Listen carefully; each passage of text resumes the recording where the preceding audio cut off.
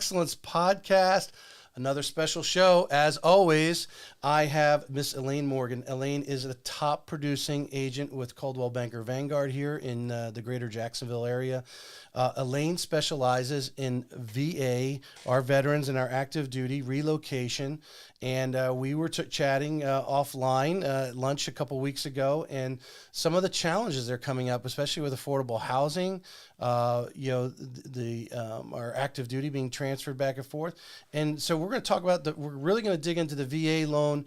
And for some of you agents out there, I always like to say the old wives' tales. We're going to clear up some of those because I know those will come up in our conversation. But what are some creative ways that when you have a veteran or an active duty personnel, that you can get them into the home with the current market conditions and what's going on? So, Elaine, welcome back to the show. Thank you. Enjoyed our first episode. I forget. I should have marked down what episode it was that you guys are on. Has it been? Was it earlier this year? At the beginning of the year. Okay, yeah. So about at least 9 or 10 months since I had you and here on the show. So you've been very passionate about in our conversations the BAH, what our, and you can explain it better, but what our active duty are given for housing allowance. It changes depending on what region, right, they're based in. How has that changed recently to counter, obviously, our inflation and our housing costs right now? Well, we had our first increase. I think we've had like 2 increases since, but it hasn't really, depending on your rank and where you're living, it hasn't really met the mark. So, for example, if you're an E6, which is for Navy folks, is right, it's first class, it's right in that poke where you're supposed to be in middle management, essentially. You're looking at maybe, depending on where you are in your service time and all of that stuff, you're looking at minimum $2,000, $2,100, give or take. Right. Again, years in service, all that stuff goes involved into it. So that price or that amount, a lot of our spouses, which I'm a spouse, I'm just very fortunate to do what I'm able to do. The spouses can't have a job or can't get a job because as soon as an employer finds out that they're military and now they don't want that, or, they're work from home, but now they can't work from home. There's so many different things that happen. Right. So as a military family, we do it. We base our living on the basic housing allowance, which is BAH, and we do that purposely. And I'm fortunate my husband has made E8, but we're not paid for E8 yet. But the biggest thing is, so median sales price, the last I checked, was $343,550. Median sales price in greater Northeast Florida. I did mostly Duval, but that doesn't even give you what is that at this rate? It's about a 20. Oh, you trying to challenge me here? 2,500. My calculator's over there. Let's just say for round numbers 2,500. Yeah. And you're getting paid $2,000. Now you're in the hole. So that's hard. That's hard for a military family. Right. Yes, would we all love to be able to have a husband and a wife working and we buy the luxury house? Well, I move in 3 years, or the husband goes and gets a second job. Well, we can't because they're out to sea, or they're, it's just not feasible at the time. I was thankful when we were in that transition period, my husband was able to have a second job. He just worked odds and ends, and we were able to do that. But the biggest challenge right now is these families don't have the opportunity with their basic housing allowance. Yes, they make extra money. They have different money, but they still have to feed their families. They still have, clothes to buy, things to buy. Right. So, well, yeah, because right now, a $350,000 home right now anywhere in greater Northeast Florida, unless it's a rehabilitation home, you are looking at best 2 bedrooms, 3 baths. Or 3 bedrooms, 2 baths. Yeah, 2 bedrooms. 3 bedrooms, 2 baths. And, if you've got a family, 3 or 4 kids, and you're and cramped then up. we follow that with base is out of houses. So you're on a wait list. And then, next alternative if we're on base or off base housing is rentals. The rental prices are insane. Yeah. You know, I tell a lot of my folks, well, you know, you got to break even. Like, let's just break even. You know, let's do one of those. But a lot of those families, they bought a $450,000 house when the interest rate was 2, Right. and They're used to living that. Now that $450,000 house is 550, 600 or more, yeah, depending on where it's at, and that's what they are tasting. yeah, And then they come in and for $2,000 a month, you might get a little 3-bedroom, Shack. 2-bath townhouse. Yeah. Right. And if you're lucky, and so, you know, people think I'm crazy when I say this, but if you have, you know, if you bought prior, right, prior to all the craziness, and you're hanging out at a 2.5%, and your mortgage is $1,600, and you know you want to help a military family, the best thing you can do is just keep what you need, right? And I think as a society, that's missed. You know, some people don't change their rental prices or go up, go down. One of my gentlemen that I property manage for, he's like, nope, keep it at this price. This gets me quality people. This gets them what they need. I don't need to go up. I don't need to go down. It makes me the money I need to make. Right. And I think we miss that. What's locally here in Greater Jacksonville? Obviously, you got Mayport. You got NAS JAX. You got Blunt Island. London. The on-base housing there. What is that like? How many units do they actually have? Units, I'm not sure, but I know, like, in Mayport, you know, I know a little bit about NAS. They have a little bit newer houses. But on Mayport, you have 2 options. You either go on base and enlisted housing, which is, if anyone's driven by Mayport, that's the houses that you can see right there. They're kind of like duplexes, and some are 3 and some are 4 bedrooms, depending upon what they are. And then they also have off-base housing, which is, if you're on Mayport Road off of Sussy Road, it's all the way straight down there. And those are like townhomes, older. They have quite a few lots open that they've not built anything. This is land that the government has, taken control over to, obviously, for the housing government crisis. Yeah. Well, no, just for housing in general, for the amount of but there's sailors no, you have there. it's part of the CDC, which is like our daycare in Mayport, but that's called off-base housing. And then you have houses for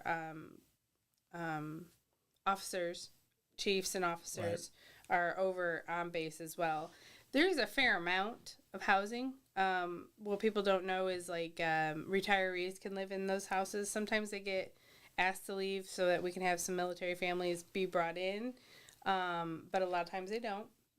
We have to remember that, yes, the government, it's on government property, all of that, but housing is subsidized, or like the maintenance and control of the operation is subsidized by Belford Beauty, which is a company that they don't run it well, and it's sadly a mess for our military families, and it's very upsetting to see what some of these families have to live in. And it's well known. Like, if you go and you Google it, it's Belford Beauty is a mess. So, but the number, we don't know the exact number, and that's fine. But we are the amount of sailors now in Jacksonville compared to the on-base housing. Yeah, there's not they get now. Are they given priority because they have a family versus a single? Not to my knowledge. You get orders. So, for example, my husband got orders, and you can't. So you're getting orders, and then you get hard orders. That means that you have papers in hand that you're leaving, like you're going somewhere. You can't go on base housing, and you can't go on the wait list until you have hard orders, and that's challenging. So these families, are coming from Washington State or Guam or wherever, Italy, Spain, all of that place, and they can't confirm that they have hard orders yet. They know that they're moving, but they have not been produced hard orders. So they can't get on base housing. Or get on the list. On the hopefully list. maybe available by the time they do get here. Yeah, and some of them, living in a hotel until they can find a place, which is very stressful. And same goes for, like, renting, So sometimes it is easier when people are families are coming over. It's easier to get linked up with a realtor to help you understand the area. So on my website, I have a PCS guide, which is a permanent change of station. That's what we call it when we're moving. That PCS guide basically breaks down the area, each area for everybody. where to look for schools. So greatschools.com, where to, some people want to know about the crime map. So just to protect your real estate thing, because you can't say, hey, that school's really shabby, you shouldn't go over there. You refer them to the third party website. Yeah, and we also have military school liaison officers. So that that information is there. And the one at Mayport is amazing. She's a wonderful lady, and she can give all of that information. I know a lot of folks that, I'm fortunate that we are active duty, so we can see a lot of that stuff. But knowing that there is that, and you are working with a military family, you can easily Google Mayport base school liaison, and her information comes up. Right. And that's a great resource for anyone that is working with a military family that doesn't have experience. That I can tell them, even on my code of ethics, I can say what school my daughter goes to and say this is what I like about it, but I can't go and say, yeah, you want to go to this school or that school. Yeah. It's just not right. Personally, honestly, personally and ethically, like, it's just not what we need to be doing. Right. But having that resource, greatschools.com, much as I hate to say it, Zillow gives you at least the ratings, but tells you kind of like the schools. And also knowing as a military family, and you as an agent that's representing a military family, know that they have school choice. Now, we have school choice in Florida, but having school choice as a military family is a little bit different because you have first right, like you can kind of get in type deal. But knowing that liaison is there to help you, and then that gives you kind of, hey. So is that special to Florida? Is that something to say? Or just in general that in school choice situation, personnel moving in would be put in front of someone who already lives here? That's my understanding. Civilian. Yeah, that's my understanding is military gets in if we have it, if they're able to accommodate. Again, having that school liaison officer is the person that is the best to give all that information. It's very useful. They are very helpful for those families because they know all the answers to those questions. Tell us a little, and let's break this down. Because obviously you're obviously very passionate about this. It's something you're deep into it. Your husband's active duty. When you're dealing, because I could just imagine you're being transferred here. You've got you're a young person, don't necessarily have all the connections. You haven't been serving for 15 years and probably know 10 people wherever you're going to. You may not know anyone. Yeah. And then you've got, you're, depending on what your position, you may be very busy, maybe deployed. And then your wife's having to take this up, and she's trying to handle a couple of kids at the same time. Yeah. All this stuff is going on. And then, she's, she gets the call from her, or vice versa, from their spouse, hey, we've got new orders, we're coming to Jacksonville. Because what happens if they're, let's say the family is in Norfolk right now, and they get the orders to come to Jackson, they got to be here January 1st. How does the military handle that transfer? And if they don't have a place to go to on January 1st yet, they get 14-day per diem. So you get 14-day per diem generally. Like, someone won't, if that happens, there's some change of orders or something like that that's unpredicted, basically. They move in rank or something of that nature. But generally the family, like, for example, if my husband was to move, we would go after my husband. So he would stay on the ship. We're lucky to be able to do that kind of stuff. He can stay on the ship, and then we'll figure it out from there. But for some, it's, hey, my leave starts here.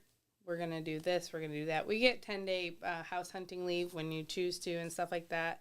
But it doesn't always work out. If you got 10 days house hunt leave and you're in Italy, like, how do you you right. fly back over here? Right. Usually they take That's it before. That's 2 days right there. Yeah. Usually they take it before they check in and things of that nature. But here's a prime example. I have a family that I've been talking to them since June, and they've known that they're coming from Japan. But they've lived in Japan for 9 years. Wow. Their oldest is going to be 10. and they have 4 kids. That's 9 years of living in a foreign country. And then to be sent over here to Jacksonville, it's daunting, right? Yeah. I mean, I've only heard, and I've had, my best friend was stationed in Japan, and it's wonderful over there. And I've had families that lived there for 21 years of his 25, Wow. like they're able to go kind of work at the system like we do here in Mayport and stuff like that. But this, I feel bad for her, but, just letting her know, like, hey, go follow this Facebook page. The school liaison officer, if no one knows, if you go on Mayport's, NS Mayport's Facebook page, she just had a whole breakdown with Duval County. It was great information with this superintendent and everything. But I sent her that link, and that gives her a little reassurance. But there's still so much unknown because they're traveling from Japan, like after 9 years. They've lived over there for 9 years. So just letting her know, like, everything that you're feeling is normal. Let's get you here. That's the hardest part, because once they get here, they will only have the suitcases that they brought. And then all the stuff comes. It's like, It could be a month later before all their stuff. More than a month. Yeah. Yeah. Sometimes even longer. Wow. Depends on just the transit time. But yeah, so once they get here, it kind of like takes a lot off. But that travel is insane. The traveling and Well, I could just see, just packing up for a vacation, like, okay, what am I going to need, right? Yeah. Because when they're leaving there, they got to go, what am I going to need, right? Because it could be a couple months before I see my crates come in, right? So, just the stress of that. That stress lasts for a while. And you can hope that you get on base, right? Like, that would be so. I think in people's head, they're like, oh, you have on base housing. Like, that's so easy. It's not easy. Because it's always full, right? Is there any place where it's not full? Not to my knowledge. Right. But so the old adage, like what we used to say is, hey, if you're living on base, you're giving the military or the government your entire basic housing allowance. If you actually do the math, you can save money and buy a house. Well, it's not like that anymore. Right. Right. And a lot of this stems from just the inflation and things of that nature. Jacksonville used to be the cheapest place you could buy a house. It's not that anymore. I hate to say it. Sometimes when it comes to a seller and things of that nature, it's that hard conversation of, hey, your house is worth X. You have an offer for Y, but they want to make a certain amount, which I respect, totally do. But if you have a buyer that is a VA buyer and they're recession proof, let's talk about that. Like, VA loans are recession proof because generally most of them are either getting, they're active, retired, whatever the case is, you're getting money. It's 100% guaranteed. So if you have somebody that's, as a seller may say, lowballing you, maybe they're trying to fit it into their budget, but you're still making $100,000. Have an open mind as a So seller. where are you, like, well, let's talk about this, family from Japan. Where, are they, they've been over in Japan for a while. Are they a little more higher ranking, making a little more money that they can expand out? Or are they more in the enlisted group they're an enlisted group, so they're a little tighter budget? Where are a lot of these families finding that affordability home right now in the area? Having that conversation. I've seen a lot of texts on a few of my listings that are, hey, I'm not going to write an offer unless you tell me the seller is going to take this. I'm like, what are you talking about? Start a conversation. I don't care what the offer is. Start a conversation. I'm not going to... Hey, what do you think of this number? Let me know what the seller thinks. I don't want to waste time writing an offer. That's what agents are saying, or the actual... That's what I'm hearing, because that's what they're texting me. Oh, my goodness. But to me, I feel like you're doing yourself a disservice. I don't care if the offer is $100,000 different. Why? Because it's a conversation. It just makes me think of it. I'll start getting in shape when I make the team. Yeah. Yeah. I'll buy that treadmill when I'm in shape. Yeah. Yeah. I want the offer. I don't care what the offer is, because it's a conversation. We may say no, and you should set your expectations. But we know where you stand. We know where the seller stands. Let's come to a common ground, because it can work if we just talk about it. Yep. You're going to have to sit. Well, that particular situation where you're just talking about, will the seller entertain that number? Are you seeing that from all different buyers, or more from the VA? I'm just seeing Just it in general, you're hearing this. Well, they're texting me like, "Hey, I don't want to waste anyone's time. Like, it's not a waste of time. You need to write the offer. If they like it, write the offer. I don't care. Write the offer." Well, the thing is, right now, you're not getting the 20 offers that you were a couple years ago or 18 months ago. With interest rates dropping, as some I actually I was listening to somebody this morning. I won't mention he's a popular realtor, but he mentioned something like in the 5%, and like, no, I think 6.25, 6.5 is probably that's where I would set my mindset. If it goes to 8.875, touchdown, but focus on that. But anyway, we start to see that rate drop. We start to see the sixes, low sixes, and we're in 7,000 because of the demand here. We're going to see that 15, 20 offers, 30 offers on the right house again. Yeah, and it's going to get insane. And like I'm telling a lot of my active buyers that were out searching, yep, it's going to be hard right now. I get it. You're going to have to pool some money. You're going to be tight for a while. But the moment that they drop, you're going to be in a house that you like. Let me ask you this question, because you like I said, you're extremely passionate about this, more so than the average agent. Is even agents I know who also cater to our veterans in active duty. When you make an offer, like 18 months ago, you were making offers and you knew there was multiple offers. What do you do to try to, obviously your job as the buyer's agent is to sell the offer to hopefully the lister's agent to obviously bring it to the lister. What are some things that you do to do that? In multiple offers or just in general? Well, just knowing that it's going to be competitive, right? And how do you First, place that? I've set expectations to my buyers. Like, listen, when I'm in my buyer consult, the questions are you ready? And I don't mean like, hey, yeah, let's go look at some houses. I mean, are you ready to do this? This is going to be like, you're going to war like a Trojan. Let's start and understand that. Right. And then the next thing that we talk about is, listen, prices are prices. You can't go and, we're military families, so we can't go and buy these astronomically large houses and things of that nature, because like I said in my last podcast, it's the here and now. What is our needs and what does this house fit us? Buying in the right area is super important. You want to go to, if you get orders in 2 years, if you bought low, sell high, the old adage, can you do that? Or can you rent it and you're still maintaining? Right. A lot of military families are it's 50-50 when it comes to rentals. Like some of them, I got a closing this week and she's like, Elaine, as long as this house brings me money and we can do X, Y, and Z, I don't want to rent it. So we have those folks. And we have people that, I have the conversation, well, you may not want to rent it, but you have to just because of the market, whatever. But to answer your question, the things that I do is set expectations. The next thing that I do is I play on terms. What I mean by that is like just because the contract says if left blank 10 days, I never leave anything blank. I put it in there. If I change the inspection period, knowing that my inspector can accommodate, loan approval, making sure that they're already in the first done of underwriting. And then they've got their pre-approval, not pre-qualification. I don't even want to see that cue. Yeah. And then talking about, okay, this is our budget. This is your budget for your payment. The next thing I use a local insurance person, because they can broker them out and they can give you a vast variety of what you need. Right. And with insurance in Florida right now, we don't know what you're going to get. Yeah, and you need to stay local. Right.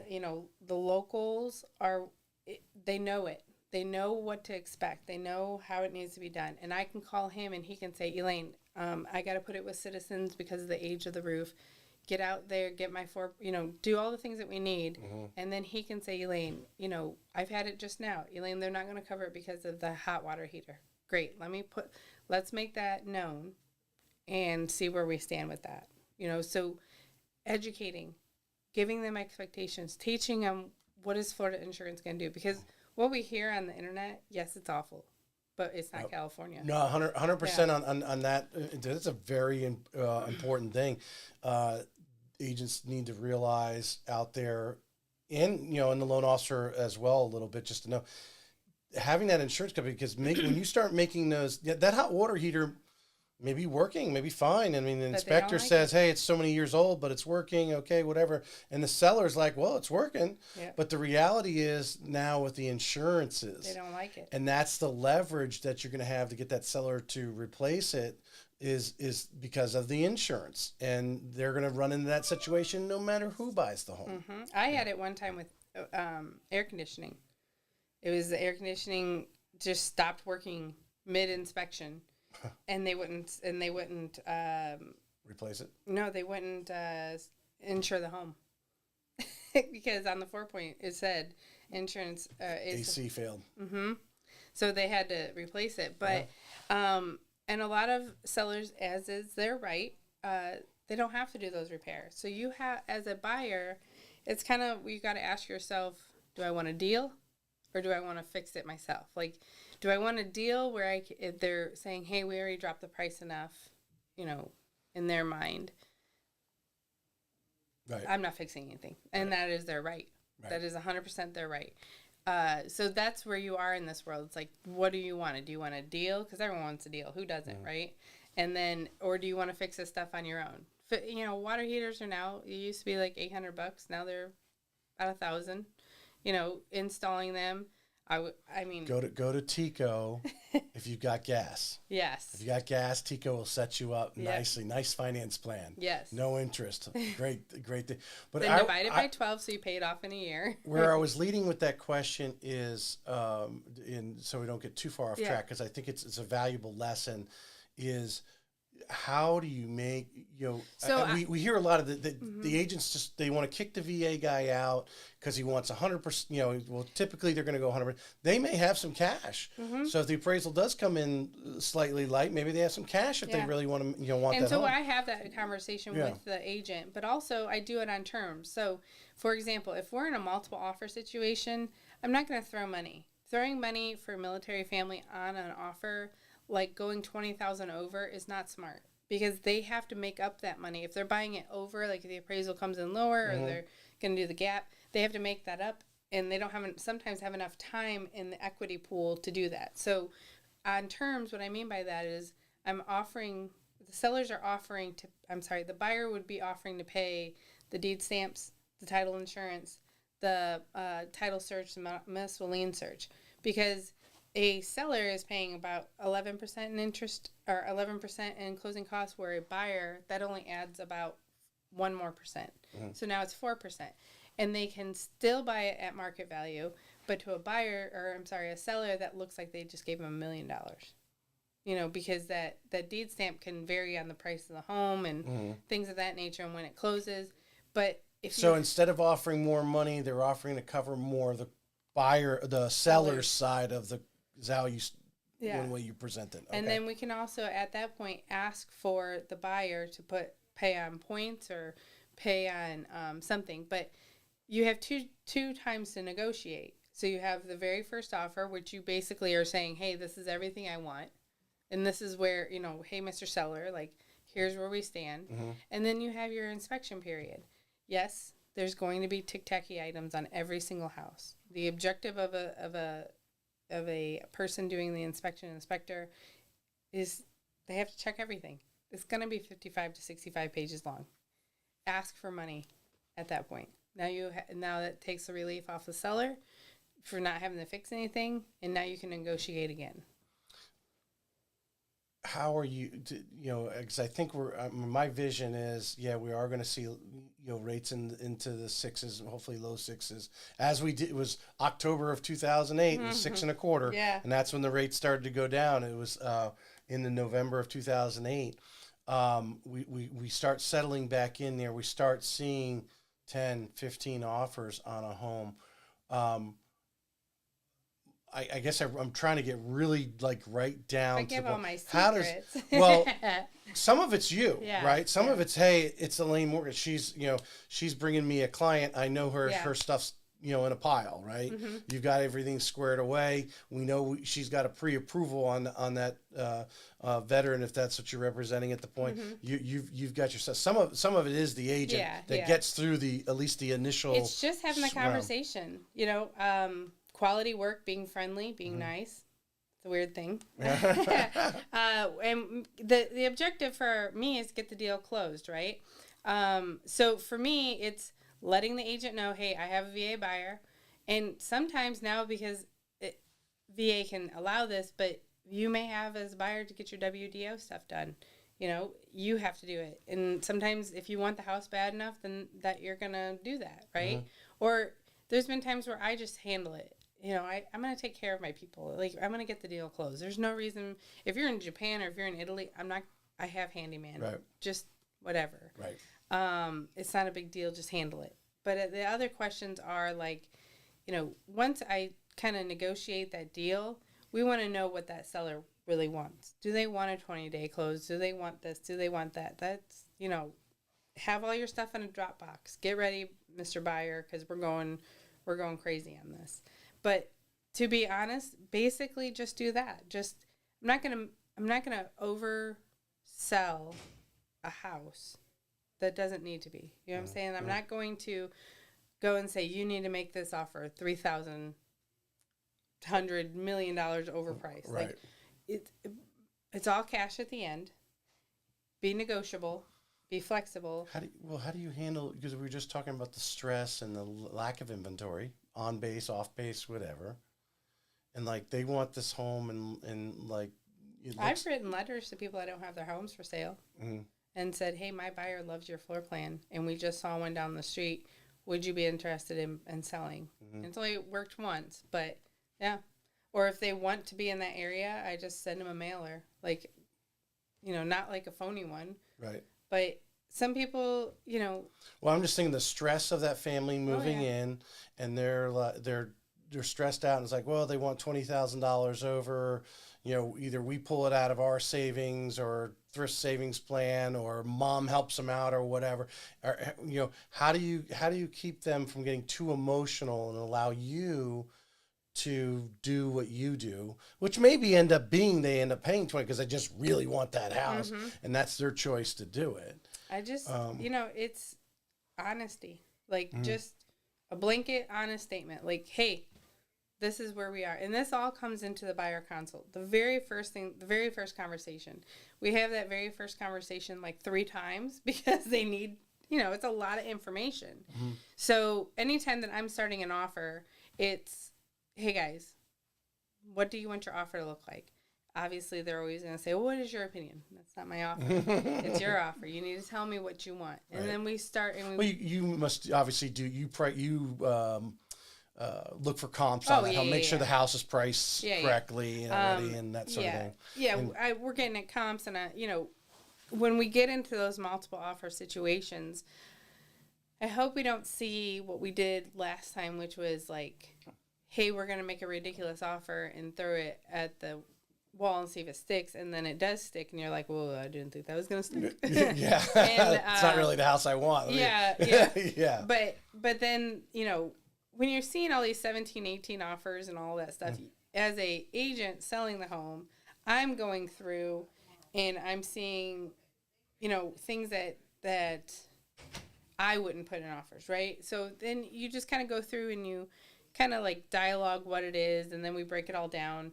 But really, what am I doing to keep them from not being stressed? Trust the process. It's the process. Like, we've talked about this. Your confidence is spilling over to them. Yeah, and putting them at ease because you're confident you're in control. Yeah, and not as much as you can be in control of the situation. situation. As much as I can be. But the reality is, don't set your expectations. If you don't set them, like if you think, hey, you're going to get this house, and then you don't, you've overdone yourself. You have to allow law of attraction and just kind of like let things go, because when I'm talking to a buyer, I'm telling them, listen, in that time, hey, you're going to be putting in 17, 18, 19 offers. You're going to. And it's nothing at least have the mindset you are. Yeah. Maybe you do get it on the second or third one. Yep. But yeah. Yep. And, but you got to listen. That's what I make sure. You got to listen. Because when I'm telling them, like, you know, what I'll do is I'll have the lender break down and show them what it looks like if you're putting in the deed stamps, the title insurance, la la la la. The price difference into their loan and things of that nature is not much. It's really not. But also, again, going back to when I'm setting that expectation, I'm telling them, you're going to do this. This is what's going to happen. Or a lot of families are looking for land right now. A lot of that land is in Middleburg, you know, or Nassau County or what have you. Because I think that's the inexpensive route. Yeah, until they figure out that you got to pay for the land plus the impact fees if it's not already developed. Yeah. So, and then, you know, when it comes, I have a deal right now. The house is only $180,000, but he has spent with inspections and all the things that we've had to do. He's in an inspection period probably about $1,300. And you know, when we're standing out there and I'm showing him the house, I say to him, like, hey, this is a septic. You know, this is where your septic is. This is where the line is. You know, this is where the drain field is. Don't be surprised if, you know, when you have it inspected, the septic company is going to tell you need a new drain field, but then mark that the drain field's working. Like I said, that they don't like that it's underground. They want a mound system. You know, everything wants to be improved, but gravity has always worked. Like, why do we need, you know? Right. So setting expectations, being realistic. You know, when these interest rates drop, which is so funny because 2008 and all that, I was at Disney, but I was helping my parents still in Indiana, and I remember when those interest rates dropped. But then I remember buying our first house at 5%. And then we were like, we just stole this house at 5%. You know? And it's like, and my first house in Orlando was like 6%. It was crazy. Right. But it's the reality is the 2s and 3s are not coming back. We need to be okay with that. Yep. What's going to happen is the balancing of the market is going to happen, and prices are going to start to balance. Well, in the decent areas, will we see 250 again? Probably not. Not for a while. If we do, we'll be lucky. But those were the sweet spots for military families, right. 250, 280. Let's flip the side and let's go to the seller side, because this is where I know you have stories and to share them. And the agents who are getting, whether it's 2 or 3 offers, they may be getting, you know, good houses getting 4 or 5 offers on a weekend right now, may be going to double-digit offers in, you know, as we get closer to summer. But you have done enough VA loans. You know, I know a question I always get is, you know, if it has a cesspool, you know, if it has, I'm from up north. Yeah. I'm up north. We call them cesspools. Northeast cesspools, septic tank. Okay. Or obviously well water. You know, FHA wants it tested, right? So does VA. Yeah. So the expectation that when you're selling that home from a seller side, not you being the actual selling agent, but these agents who are selling the home, when you're making the VA offer, when any agent's making an offer with a VA, the stories I know you're hearing, I always hear it's about, it won't pass a VA inspection. I'm like, well, what's the difference between a VA inspection and the inspection they get for any? Are they not hiring? If they're not getting it inspected, okay, you're out. Yeah. If they're getting it inspected, there's no difference in the inspection. There is no, so that's I call it the 1986 wise tale. I only call it that because that's what I think of. But back then, in the 80s and 90s, yes, you had a VA qualified inspector, and you had the VA appraiser. We still have VA appraisers that inspect, and their word is kind of, you know, they like plugs covered outside. They're looking for the same thing like FHA is, safety, sanitary, all that stuff. Right. That's the appraiser that's looking for that.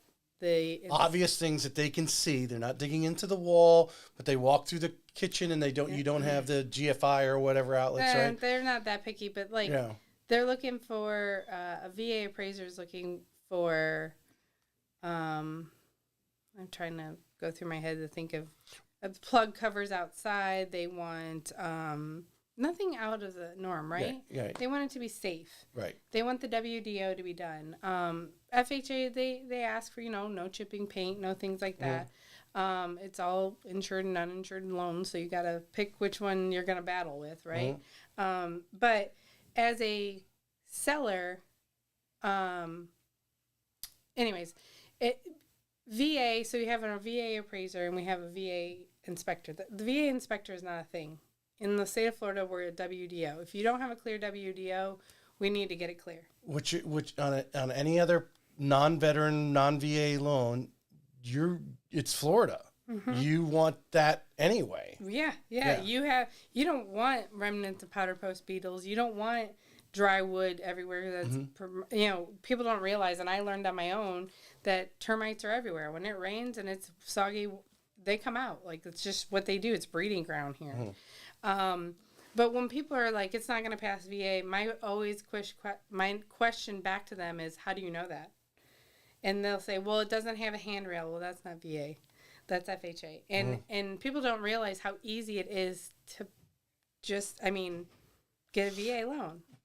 But the handrail thing, like if may whatever be code some. is, right? The deck is so many feet off the Yeah. ground. They gotta have a handrail, right? If I'm doing a conventional Fannie Mae loan, and the home inspector is going by, they may list that if that's something they see. Well, that the home hey, inspector, this is an appraiser's not going to see the home inspection.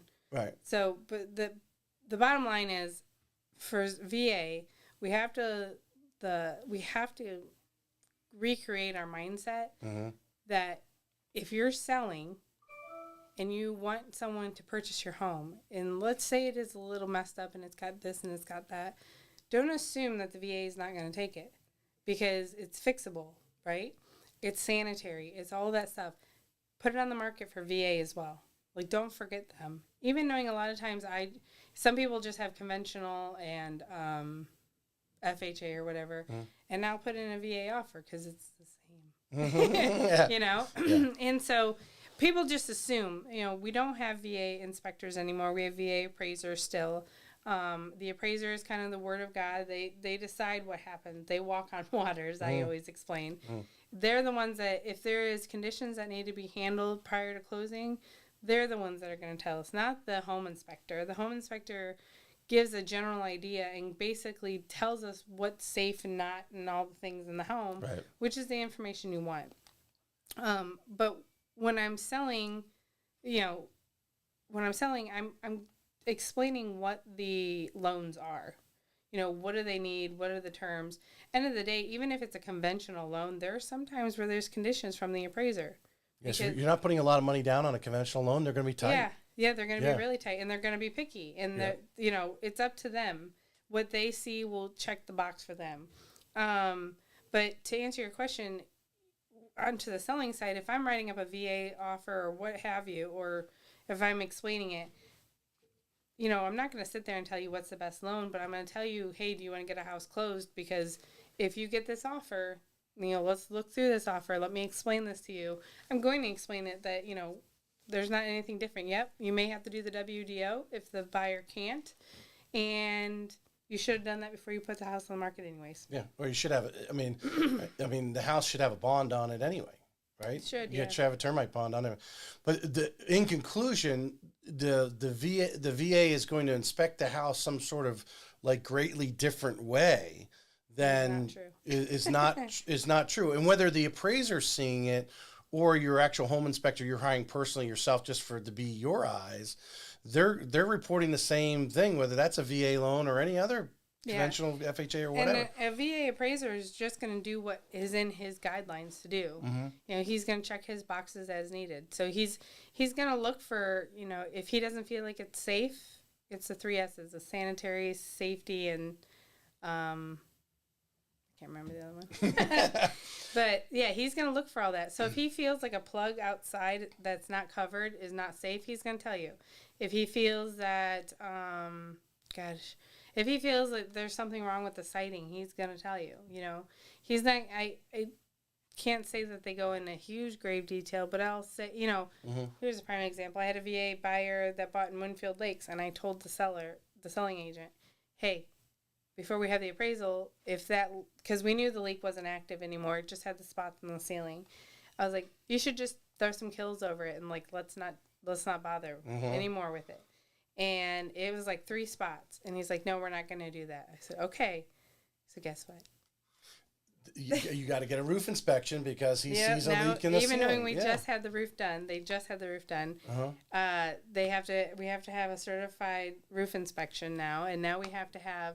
So really, depending on what is going to take, so that you were representing the buyer. You were representing the buyer there. You tell the and this is what really drives me nuts, and it goes into the NAR lawsuit a little bit, and talking about the agents really need to explain their value. This is what we do because they don't see a lot of the things that you do. You're making decisions, or like in that case, like, hey, let's save ourselves a lot of hassle and money. Put something on that stain, right? We don't see we know that it's not active anymore, so we're comfortable with that. Yeah. But if the appraiser sees it, he wants other questions. He's going to ask other questions. Yeah. But what the value as part of that is that agent should have took it upon themselves to pay some handyman to go in there and, I don't know, repaint the whole, whatever, do what you asked to do. Yeah. Enough so it doesn't, enough to do. Okay, it cost them $500. Yeah. Whatever, whatever that number is. That is the price of peace of mind. That is price of smoothness in the process. Yeah, because getting the roof inspection creates doubt, and then Now we have a roof inspection, and now my buyers are still hindered by the condition not being, because they hold the appraisal amount. They hold your value.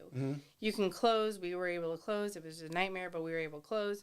But now my buyer, they had to go and do that right away because the seller wouldn't, even when we asked for it. Yep. They didn't do it. Now my buyer has to be hindered, which they were repainting the house anyway, so it's like, okay, whatever. Excuse me, but they have to be bothered by it, and we're still dealing with it. Hey, appraiser wants final inspection. Appraiser had to cancel. Hey, Mr. Buyer, they had to cancel. So I think there's this thing that my wife and I talk about it because she's running similar situations. She had a comment someone left her about she was still picking the weeds in the yard up to closing. You know what I'm saying? Yeah. And his house had been left, and I mentioned that in a previous episode as well. And there's some people, the old school way is I'm gonna how about cleaning the house, right? Making sure the house is clean. I mean, maybe your buyers don't do it, but as the selling agent to represent yourself, to have someone go through and I have a clean cleaning the house. lady, and some of my sellers are like, but I can clean. Yes, you can. But let's take this off your plate. And it's part of one of my packages, like staging and cleaning and doing all this stuff and doing a home inspection prior to listing. So we know, like, I want this to be a smooth transition. Right. Is it always? No. Are we going to find other stuff that maybe the inspector didn't find, or they want? The real problems. The real problems. We're going to we're going to handle the majority. Right. And there's things, people are living in their homes for quite a number of years, and they forget, oh, yeah, I forgot that was like that, or, oh, yeah, we just figured that out. I mean, one of my listings, thank goodness we did a pre-listing inspection because we found all the WDO. It was over in the older area of Fort Caroline, so there's tons of trees. And then when they bought the house with me back in 17 or 18, there was a new roof put on, but we were unaware that the roofer did not put the sheathing down properly, the protection. So we were able to mitigate it prior and get it done. And then we found a roof leak, but we weren't on the market yet, so we were able to fix it. Yeah. Nobody knows the difference. Yeah. But it also prepares them, like, if they don't have the money right now, hey guys, we can do this at closing. We'll pay for it at closing. And thank goodness for the quality of vendors that I keep in my list, because we're able to do that. They know that they're going to get paid. They know all of that stuff. And, it's just being proactive instead of reactive. Because would you agree, no matter how, the stain on the ceiling that isn't even, not an active leak anymore. No big deal. It's not an active leak. We had the roof replaced. Not a big deal. But every situation like that is an opportunity for the buyers to back out, right? For whatever situation. It creates and doubt. not get financing. Then the next thing is like, oh my God, there's something else versus, oh, there's just that type. When you can eliminate the obvious and only worry about the stuff that maybe you don't see, that inspector crawls up there and finds something. Okay, that's not a big deal. But when you have the obvious things and you're not, as a listing agent, spend some time. You're 1099 anyway. Yeah. So you need some tax deduction. So you're going to either pay Uncle Sam or paint that ceiling. What do you want to do with the money? Yeah, and that's what I usually do. I have a handyman, and I run him everywhere. But it's like, okay, let's just get it done. The biggest thing is, I was just thinking about this. Knowing the VA loan. If you're going to tell me how many years you've been doing real estate, I'm proud of you. Like that's great. I'm so glad. But let's get this done. Let's be cordial. Let's be nice. Let's just get this done. What do you need from me to help you as an agent? And if you're new to the game, we've all been there. Like we've all been there. I think it was in Revenge of the Nerds. It just doesn't matter, right? It just doesn't matter. Yeah. It doesn't matter how many years you've been in the business. Someone may know the neighborhood a little better. Somebody may know a VA a little bit better. Work with that person and say, hey, I'm glad you're on the other end. Let's get this deal done. And let's make our clients happy, your client and the buyer and the seller happy. All right, so inspections are one of the biggest wise tales. I think the other thing is the VA appraiser, as far as value, is going to be harder on it than a conventional appraiser. When in reality, a VA appraiser does all those others. They're generally the most senior appraisers in the area because they have to work up to that, to where the VA is going to approve them. And then the other thing, the VA holds them. One thing I like as a lender is the VA holds it, that they have to have that appraisal back by, they don't have, there's no leeway in them saying, well, I need, so much more time. They need to get their butt out there and get it done. The market is not an appraiser. The market is not anybody but the buyers. Like, that's the market. If nobody's coming into your house and looking at your house every week, or at least once, twice, you need to readjust. If you've been on the market for 84 days and you haven't had a showing, you need to reposition. And that's a hard thing for folks because everyone's like, well, if we reduce our price, doesn't that make us look bad? No. Not having showings makes you look bad. Like being on the market X amount of days, that's too long. It does look a little, because I know as you guys talk, so and so dropped the price and type of thing. Well, it could have been two way. Either you as a real estate agent didn't comp it out correctly and listed it wrong, or you suggested a 400,000, but they insisted on listing it at 425, and 425 just wasn't getting it done. That's the conversation. Yeah. It's a range. Your market is on a range. And always next is like, will I know how much it came in at? Unless it's low. And we lost as VAs go October 2020. They took out the clause where that now a VA buyer can still walk, but the seller does not have to sell to them at that Tidewater price. And a lot of folks don't know what Tidewater is. So when you're dealing with a lot of VA buyers, if you go into Tidewater, the listing agent has an opportunity to state their clause, right? To state like, hey, Mr. Appraiser, did you happen to look at X, Y, and Z comps? And believe it or not, I find RPR really, really, really beneficial for this portion, because RPR gives you the list of public sales. So if somebody just did it off market, did it whatever, RPR is a system within MLS that will show you those. And sometimes you, as the listing agent, can say, hey, Mr. Appraiser, did you see this off market, this off market, this off market? They have basically the same stuff that we do. They can see those things. But maybe you bring up something. You have 48 hours to give those comps to them. Even if it's just the comps that you used, send it in. Because you as the listing agent can state your case with the appraiser. Right. And then to your sellers, you can say, hey guys, everything I've shown you is this.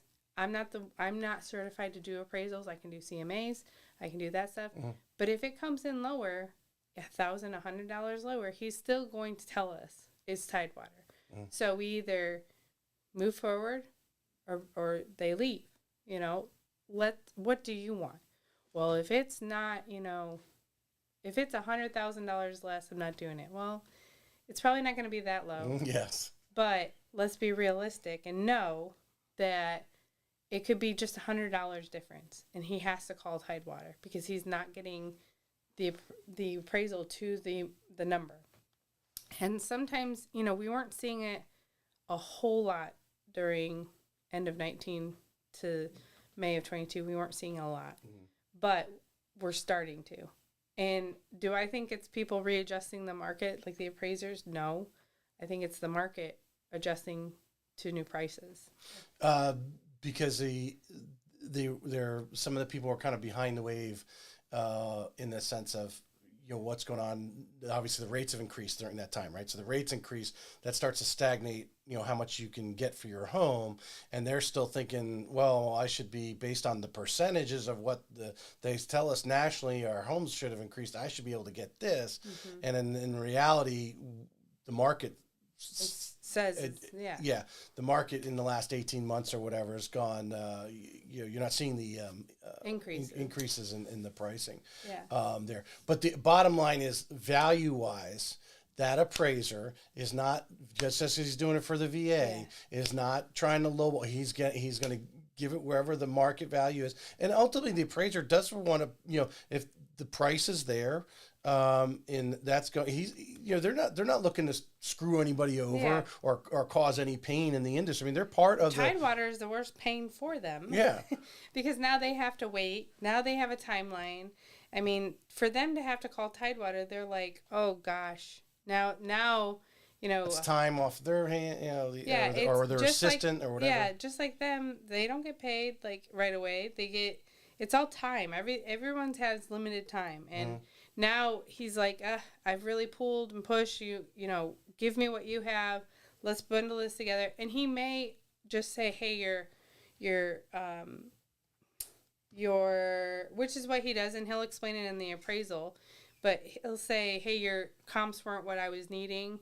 And he will, if you read the appraisal, he'll tell you why they weren't. For example, when I went in Tidewater, it was a $25,000 difference for my buyers, which is great for my buyers, right?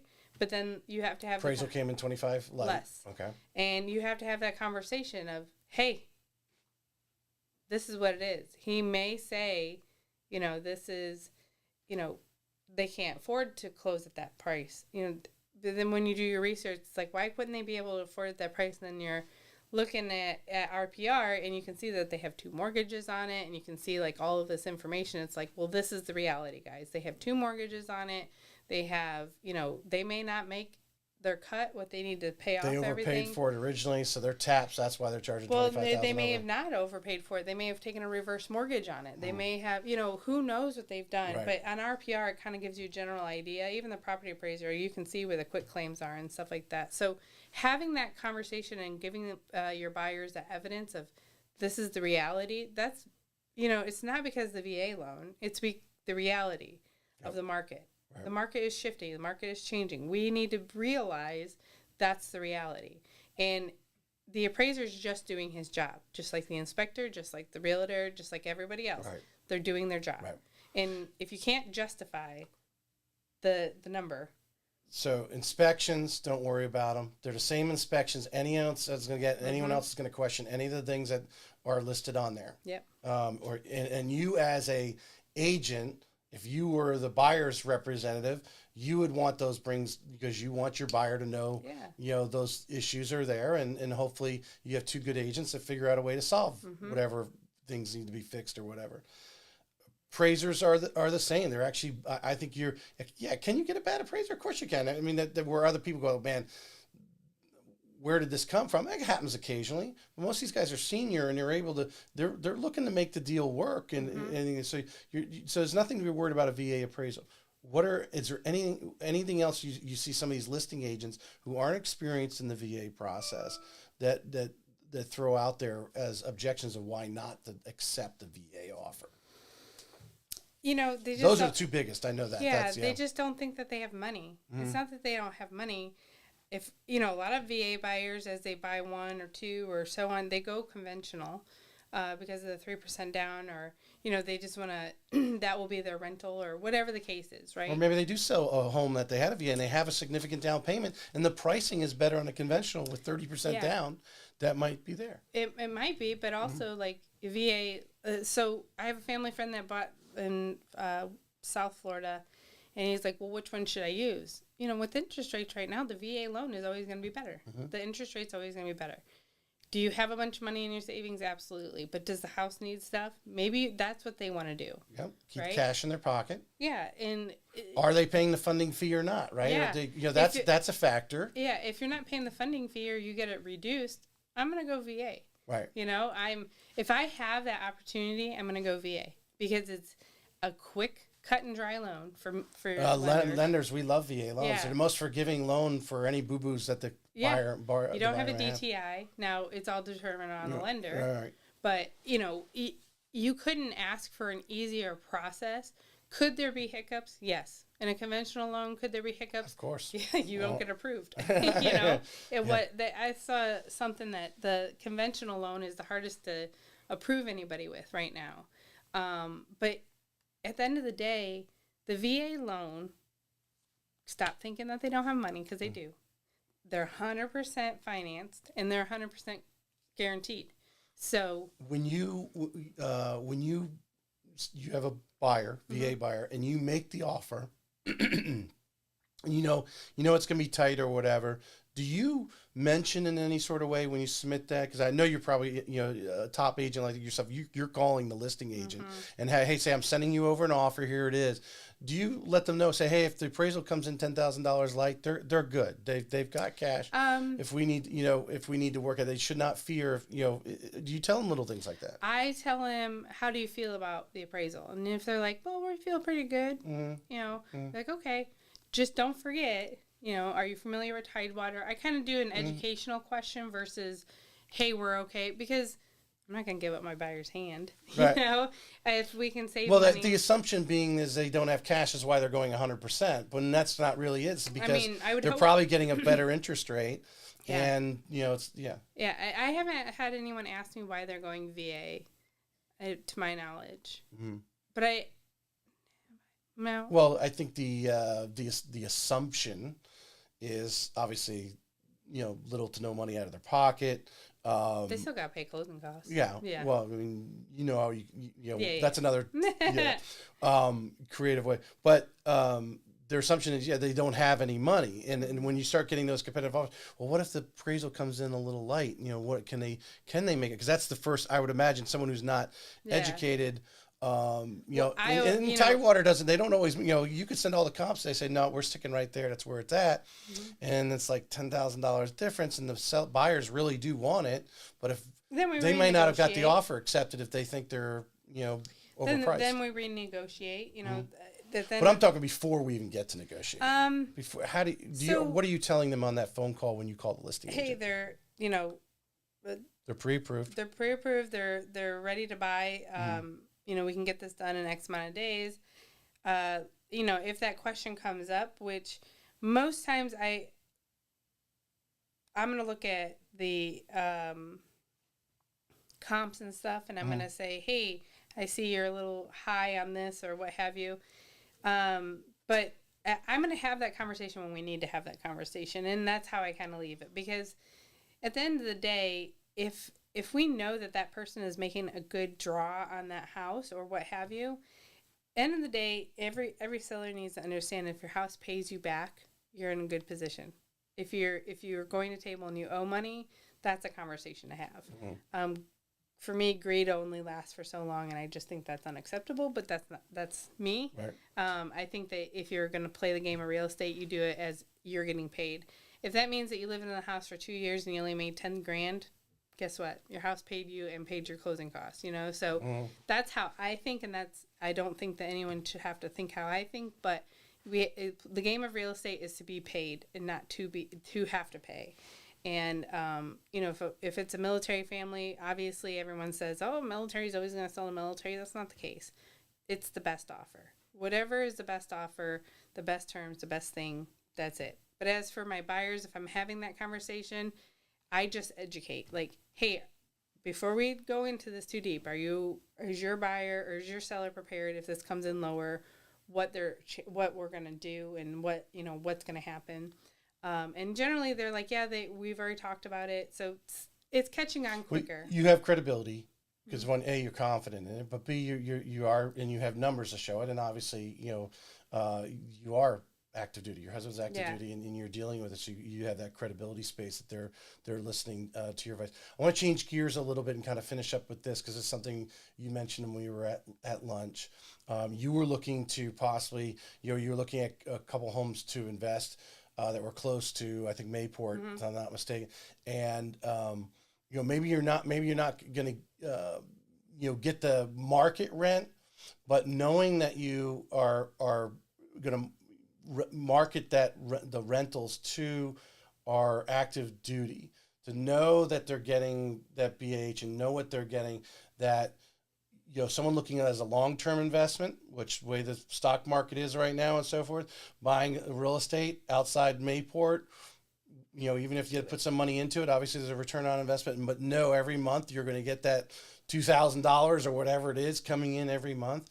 Tell us a little bit about your passion here, and if others are thinking about it, obviously to reach out to you, but think about it wherever you may be. You might be listening to this in Norfolk right now, where Town Bank is at, Town Bank. But that these opportunities are there, and the demand for military housing is there. And if you do price it right, and obviously make contact, I'm sure there's people on base that are trying to help these sailors and soldiers locate rentals at least, or agents.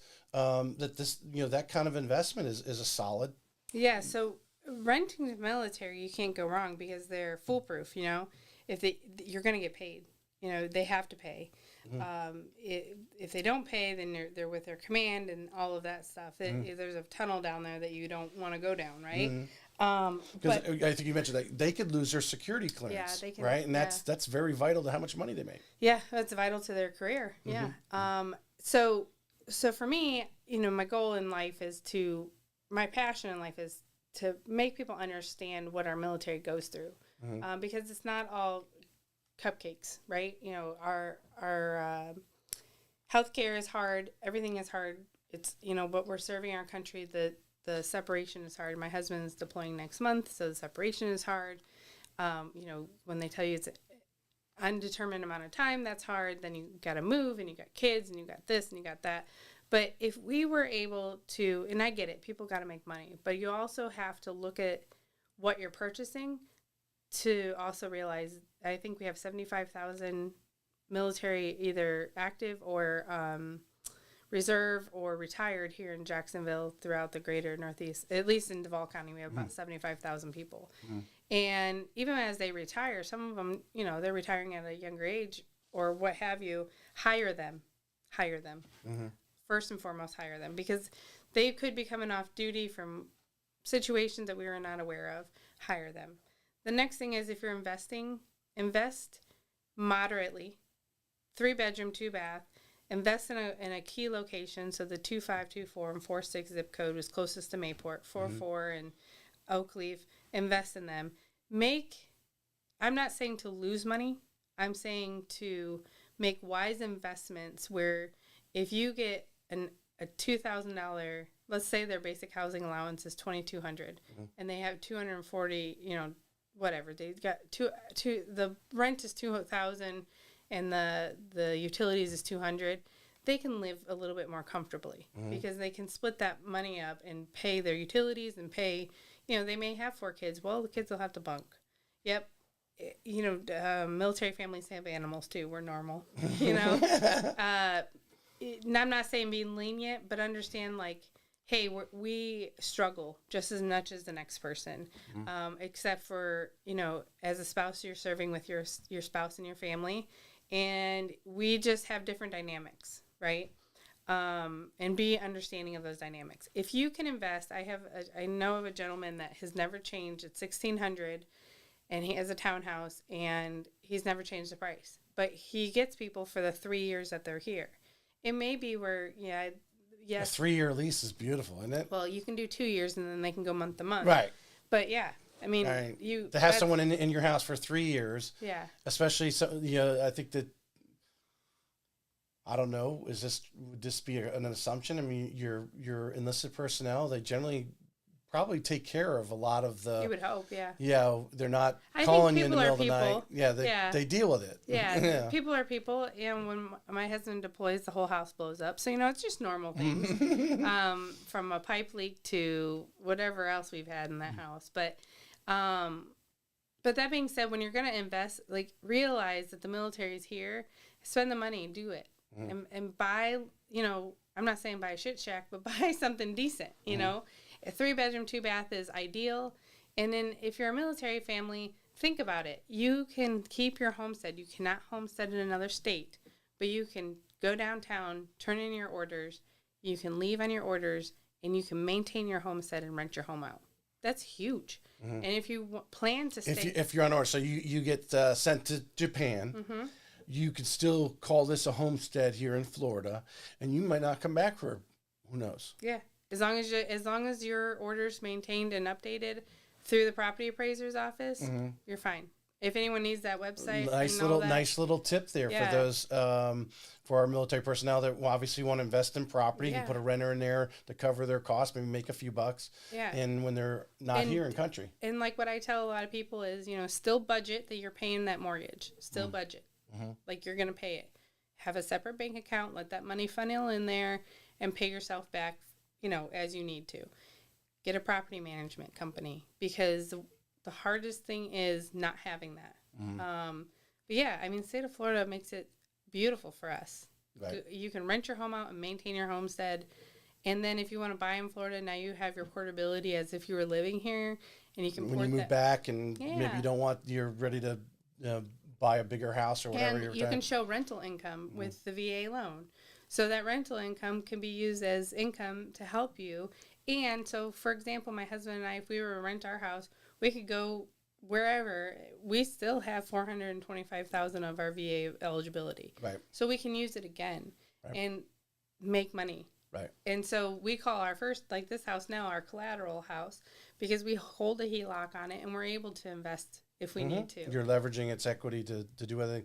So I want anyone listening, if they're still listening, or maybe we pull this out in a shorter video clip, that of some of these properties that are near the bases that maybe they need a little TLC, but they're home runs, and immediately having a renter in there as soon as the house is brought up to speed and getting that solid whatever, $2,000, $2,200, whatever, and you will find these properties for investors who may want to work with you, because you're looking at these properties for yourself. But you got investor calls you up, say, I'm looking for a good investment property.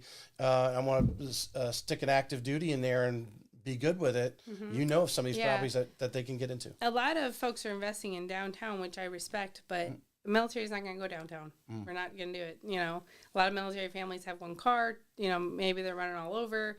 At Mayport and NAS, it make it very nice to have it all local. But one thing I want to touch on is, before we wrap this up, is the assumptions. Yes, we didn't. That's a good point. Yes. So we're hearing, you can assume it. But, the assumption part could take up to 120 days. I don't think that bothers a lot of folks. But you're assuming it at what they owe, right? So that owe versus market value could be vast. So as we were talking is nothing against anyone else, but if I'm military and I want someone to assume my loan, I can get my entitlements back if it's VA to VA. Right. I cannot get my entitlements back if it's VA to civilian. Right. So that's important, because if they foreclose, you lose those entitlements. Right. Like, you're done. Right. It's all gone, So that's important to understand, and also to understand that the secondary loan, you don't know how much that's going to be, and it's at the market of the current interest rate. So even though assumability sounds beautiful, you might be risking owing or having more money. And then as a military family, you might as well go and purchase at the current interest rate a house that you can afford in your budget or just above your budget and refinance into something. Not that assumabilities are bad. I think if if you were selling a home up in Norfolk and coming here and you had that gap of cash to assume someone's VA loan because you have the cash to make the difference. The important thing is getting with the right real estate agent. Yes. The important thing is getting with a real estate agent that's going to evaluate that, look at what you have, look at what the situation is, and whether that really makes sense. Because I think a lot of people, they hear assume, but they don't realize, well, if I'm selling the house, I'm not just selling it for what I owe on it. I still want to sell it for what it's worth. You want to make money. Yeah. Everyone does. Well, yeah. Why would because you could turn around and sell it to right now because of demand. Any buyer at its full, someone's going to buy it at full price, and you're going to make that extra 100, 150, that whatever that equity thing is in it. You don't want to leave that on the table. It's your money. Yeah, and also assuming is taking quite a long time, right? The VA has to decide if they're going to do that. I'm no expert. So so people know, we got to go to the servicer, who's ever servicing that mortgage, and then ultimately the VA has to stamp it too. Yes, yes, and the servicer has to really say, okay, I'm okay with this, and that's up to them. And then you have to get another loan. You have to get qualified for either a HELOC or a secondary, and the secondary could be more. It could be, it could be like we were saying, and none of them are going to go to 100%. No, exactly. So you're going to bring $10,000. Yeah, you're going to have some sort of down payment. Yeah. When we talk about it won't come in at 100%, we're talking about that you can't go and get a VA at 100%. You can't do a secondary at 100%. So you're going to put out money. If that now, if it was a family member and they were assuming, that could be something different. But that's not the realm we're in. The reality is that you're still going to have to bring money, and I told you this, I was like, man, if I could figure this all out, it's what's going to pave the way.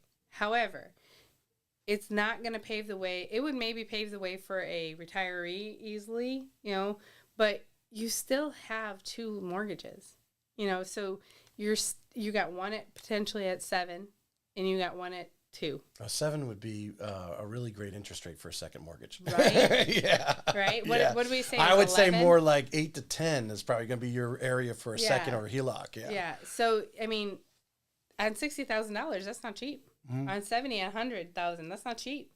That is debt you don't need to accrue.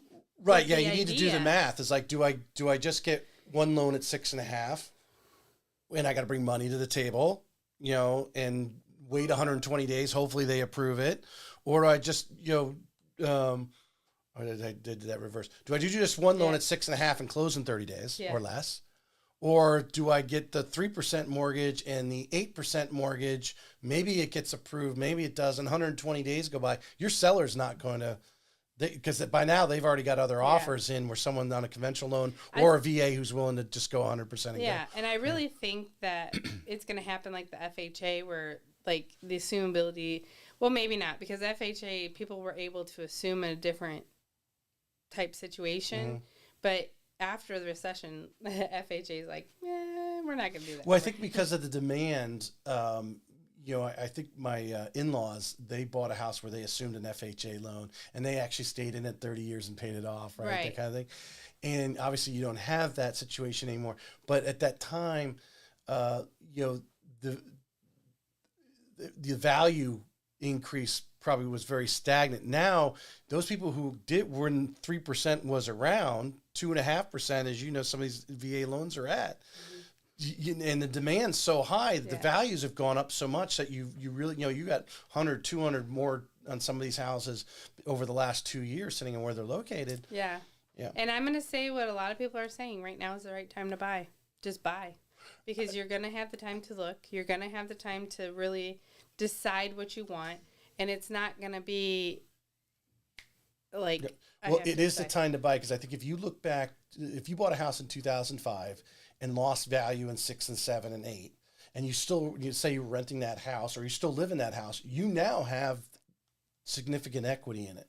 So depending on if you're looking for a short-term, turnaround, maybe not.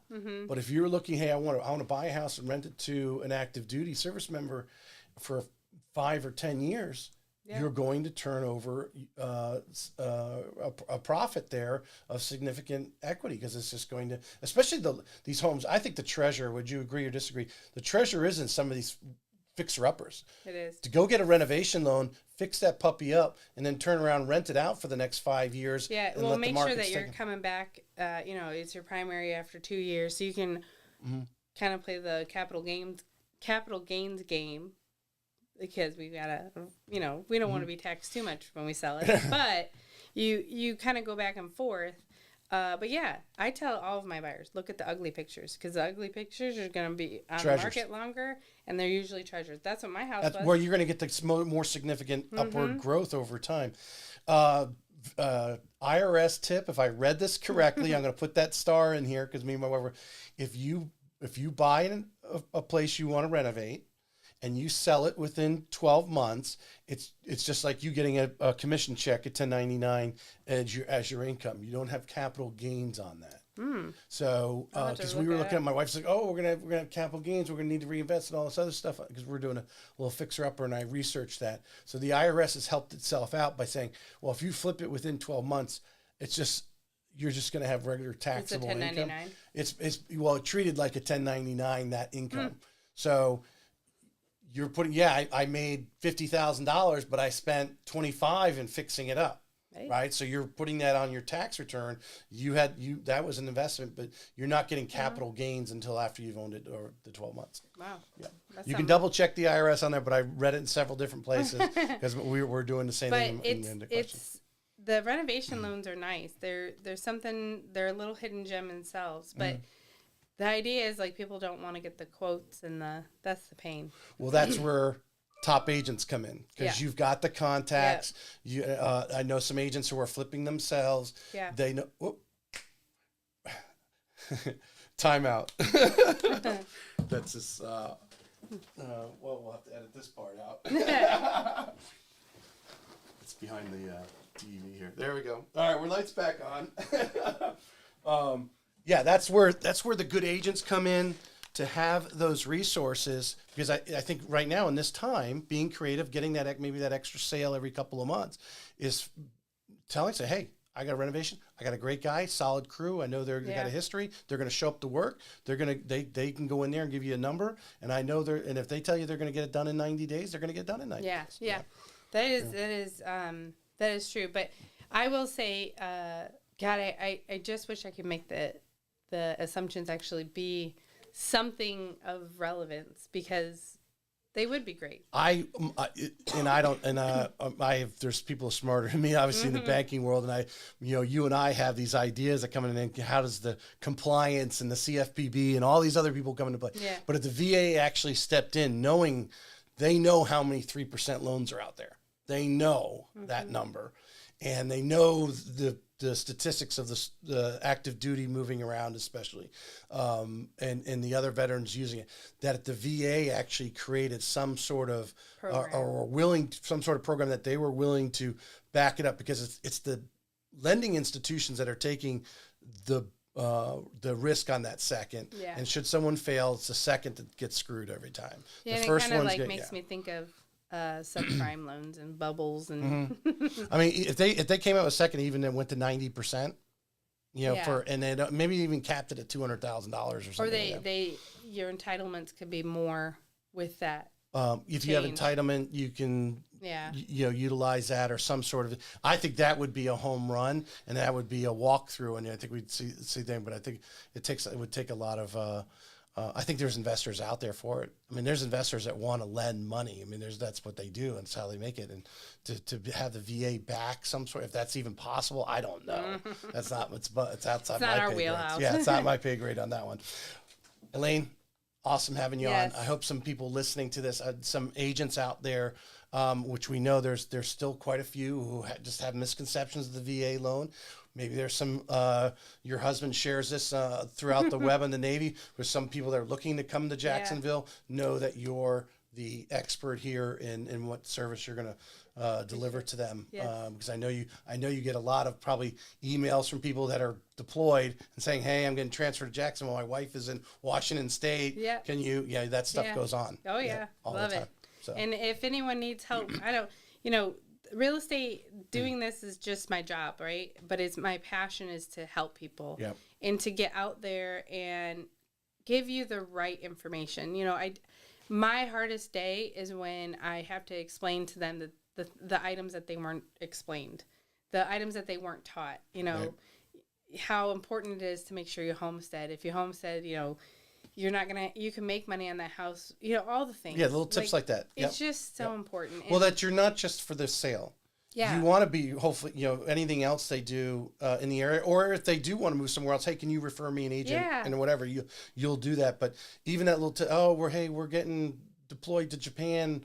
What should we do with the house? And you're able to sit down and educate and say, well, if we rent it out, this is what's going to happen. Mm-hmm. We sell it, this is what's going to happen. Yeah. Yep. And I love doing that for people. And I love being part of people's finance ideas and questions and being a part of their families. It's really it's more than just real estate for me. Yep. 100%. I appreciate you. We'll put all your contact information. We'll be in the show notes, and obviously I'm going to put this over on Facebook on your page too. Thank you. So everyone will be able to tap in and